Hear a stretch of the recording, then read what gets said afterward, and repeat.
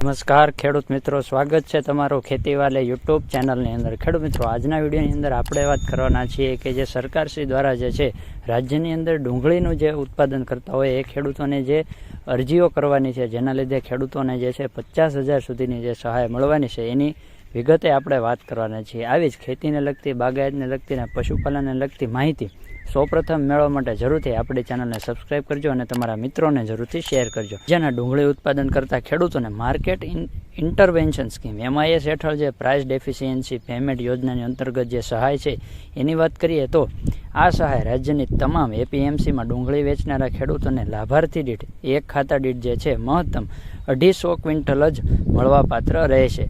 એટલે કે જો કોઈ ખેડૂત એક કરતાં વધુ જમીનમાં ખાતા ધરાવતા હોય તેવા કિસ્સામાં તે ખેડૂતને મહત્તમ 250 ક્વિન્ટલની મર્યાદામાં સહાય મળવાપાત્ર રહે છે। તેમજ જો કોઈ જમીનમાં ખાતામાં જે છે એક કરતાં વધુ ખાતેદાર હોય તો તેવા કિસ્સામાં પણ જે સમાવેશ જે બધા ખેડૂતો હોય ખાતેદારના કુલ મળીને મહત્તમ 250 ક્વિન્ટલની મર્યાદામાં સહાય મળવાપાત્ર રહે છે। આ યોજનાની અંતર્ગત ખેડૂતોને મહત્તમ ₹200 ક્વિન્ટલ એટલે કે ₹2 જે છે કિલોએ જે ખેડૂતને APMCમાં કરેલ વેચાણના ભાવ અને માર્કેટ ઇન્ટરવેન્શન પ્રાઇસ MIPનો તફાવત હોય એમાંથી જે ઓછું હોય એ ખેડૂતને તમને મળવાપાત્ર રહે છે।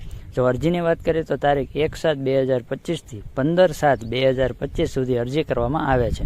ડોક્યુમેન્ટની અંદર વાત કરીએ તો જમીનની વિગતની 8 હાથબાર છે, આધાર કાર્ડની નકલ છે, બેંકની વિગત છે, તલાટીનો વાવેતર અંગેનો દાખલો છે, વન અધિકારી પત્ર ધરાવતો હોય તો તેની નકલ છે, લાગુ પડતું હોય તો સંમતિ પત્રક છે, સંયુક્ત ખાતાની અંદર માલ વેચાણ કરેલ APMCનો ગેટ પાસ, જાહેર હરાજી જે કરાવેલો હોય રજિસ્ટરની નકલ, બજાર સમિતિના કબાલા બિલ, APMCના ડુંગળી વેચાણ કર્યા અંગેનું બિલ જે છે તમારે રજૂ કરવાનું રહે છે।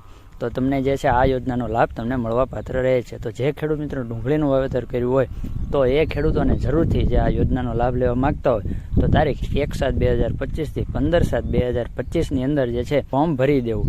તો ખેડૂત મિત્રો, કેવી લાગી તમને માહિતી? આવી જ અવનવી માહિતી મેળવવા માટે જરૂરથી આપણી ચેનલને સબસ્ક્રાઇબ કરજો અને તમારા મિત્રોને શેર કરવાનું ભૂલશો નહીં। ફરી મળીશું એક નવા વિડીયોની સાથે, નવી માહિતીની સાથે। જય જવાન, જય કિસાન, જય વિજ્ઞાન।